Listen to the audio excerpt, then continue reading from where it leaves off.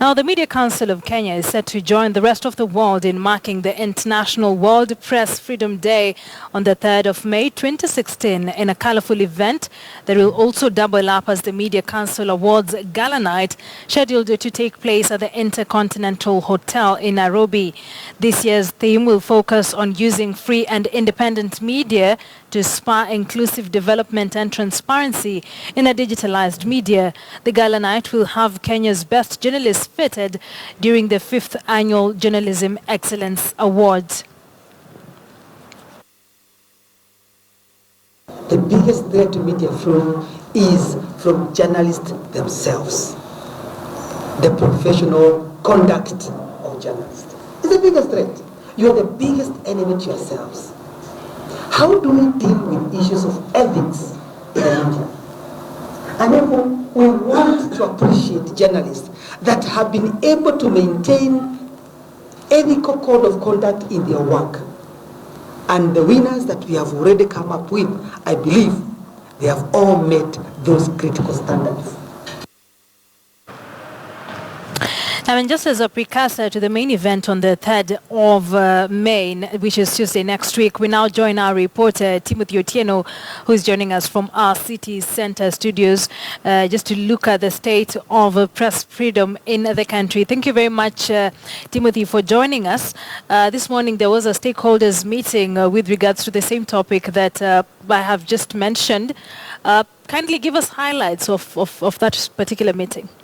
Well, basically, Akisa, this meeting is sort of to come up with a roadmap just 3 days into heading into the award ceremony that will take place at the Intercontinental Hotel. Of course, the breakfast meeting was attended by the Director General of the Communications Authority, Francis Wangusi, as well as the Secretary, as well as the CEO of the Media Council of Kenya, Harun Mwangi, just discussing some of the issues that will be highlighted on that day. Of course, it's not just the award ceremony that will be in focus, but just Kenya's strides in regards to ensuring media freedom and press freedom is upheld in the country. A lot of things were discussed in regards to this. Among them was the integrity of the journalists, as well as the moral values in reporting news stories and news articles, and also the fact that the security and safety of journalists while reporting on the field.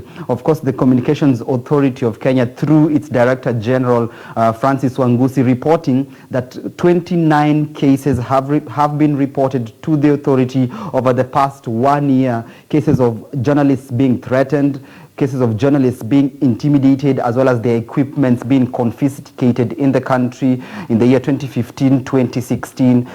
Not such a huge number according to the authority, but still there are cases of journalists being threatened and the freedom of the media being compromised in the country. So this breakfast meeting was to discuss such issues, as well as the gala, the award ceremony and the gala event that will be taking place in the evening at the Intercontinental Hotel, Akisa. So what do we expect come the 3rd of May, which is next week?